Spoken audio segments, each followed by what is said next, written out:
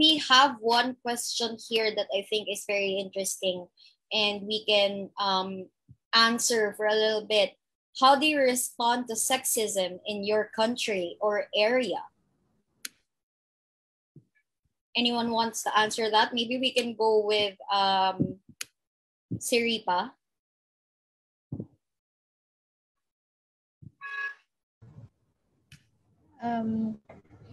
Well, sexism, well, luckily in Thailand, I would say that we're in a very open societies, and there are very few sexisms, and it's a lot of respect for women here in Thailand.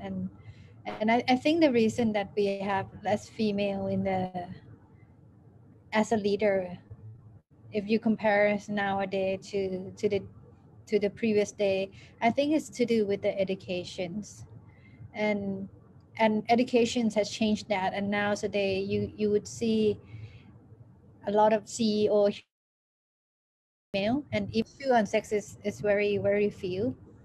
But I wouldn't say that it do not exist. But I think that if you compare about sexes and other issue would be more strong.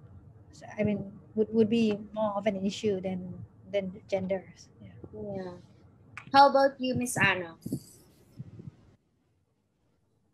Well, I think, first of all, sexism is something quite individual. So for me, it's important when someone feels offended by words, and not by something stronger. That's even worse. Then we talk about something that we have to talk about for sure. But even when someone is feeling offended about the words that someone is choosing, I think you have to listen to that person. And I think it happens in a political room where people are discussing that sometimes people are offended by the words, and I think you have to talk about it openly, and there must be a room where women and even men can talk openly about if they feel offended.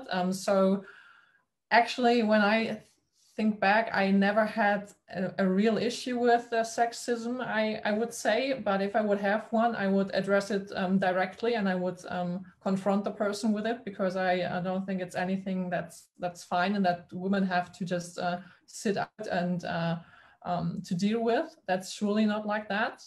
But happily for me, I never had a problem with it. But still, we have an institution, at least in the party. It's a person which is just doing all things about those stuff, sexism, other social problems. And I think it's very important to have someone inside this structure of a party who is outside of the normal persons and doing those kind of things. And to the other question that you had, I think, well, gender stereotypes, at least in my opinion, they are quite resistant in terms of change. It's like a social problem. It's not a problem of politics. It's a social problem which politics can solve, and which politics should solve as well with addressing it. For example, me, I think now I'm a person which is quite strong and speaking out a lot. And for some men, I think it's like they kind of expect something different, because they always thought like women are a bit more quiet and everything. And when you are a person who is addressing things directly, or maybe even, you know, like making your own decisions, for example, for candidating for something, I think for some persons it's quite, you know, they don't think women do things like that. But I think that's what we have to do.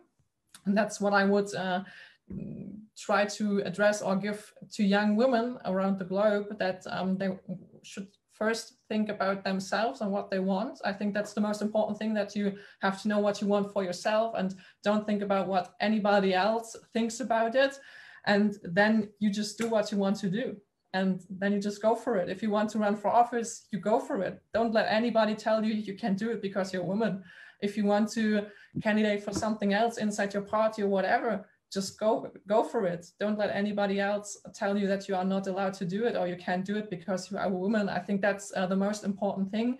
That's those expectations that society, for whichever reason, has. I don't know, it's something historical. I think that's how it all came up like that. Don't let yourself be taken down by something like that. And on the other hand as well, I think that women maybe lead in a different way. At least that's what I often not often heard, but as well experienced here in Germany, that they lead teams in different ways. But I think that's totally okay and good as well. And it's good for a team that there's not just like a person or a style in which we are doing it and everybody is doing it in the same style. I think it's very important that there are persons who are doing it in a different way, and women most often lead teams in different style. And it's for politics as well very refreshing, I would say, because politics often have it in the same way. Why not doing it a different way? So that's my opinion to it. Thank you, Miss Anna. How about you, Miss Cheska and Miss Ninyay?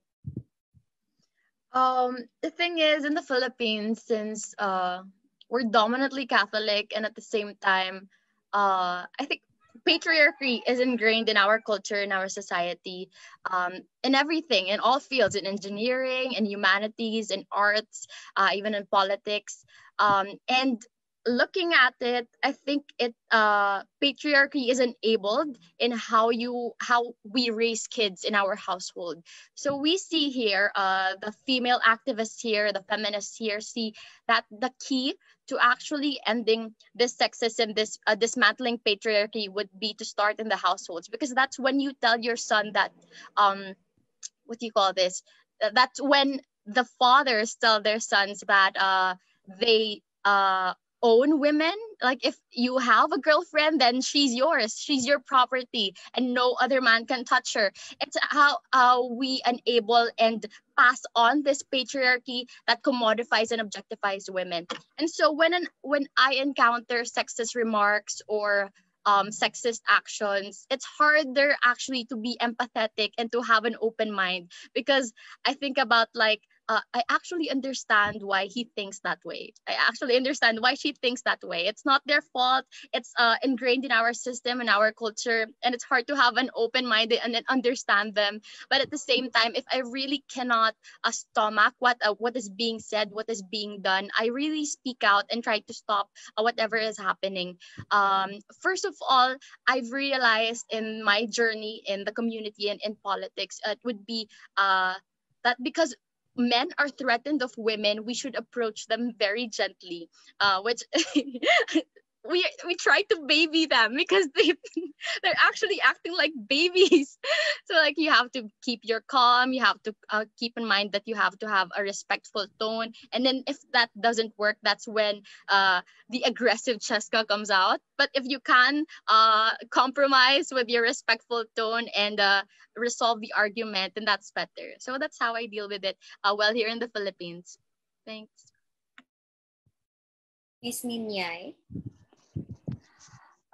To further add the ideas of the very brilliant fellow panelists, for my side, my opinion would be like this. I think I've encountered a lot of things that is sexism, a sexist remark. I've been harassed for how many times, but I think being strong is one of the things that you have to speak out, or you have to confront certain people who are trying to victimize you. But then, since I became first the Alhamdulillah, or thanks God, because I became the first presiding president of the first Ranao Youth Parliament, I passed it to the Sangguniang Palalawigan into our provincial level ordinance that penalizing predators, gender-based who are trying to catcall women out there. Yes, I tried to pass that one. That is one of our initiatives as the presiding officer of the Ranao Youth Parliament. Second thing, which I think very helpful to address that, is through providing learning and sharing spaces. Since I am being really active on our youth organizations, I'm trying to took the chance to be part or to organize certain learning and sharing spaces for women who are experiencing such things or same things. I think one of the helpful is how we listen to the same story, right? It talks about confidence, it talks about self-esteem, and if young females would provide that too, I think that is very helpful, and we can really uplift other women who has the experience learning and sharing spaces through education or raising awareness. Yes, I'm doing that too. So some schools we try to raise the awareness or campaign about the bowel spaces or bowel bastos laws championed by Senator Rita Hontiveros, that we have to address that it is not part of our culture. Catcalling is not part of our culture. Sexism is not part of our culture. It is not the fault of a woman, and it is not fault of the based on Miss Chescott says. It is not the fault of a man, but instilling or inculcating respect, both men and female, is what we're really trying to emphasize. And I really hope that we are kind to try to emphasize respect, that everyone deserves respect in many times at all costs.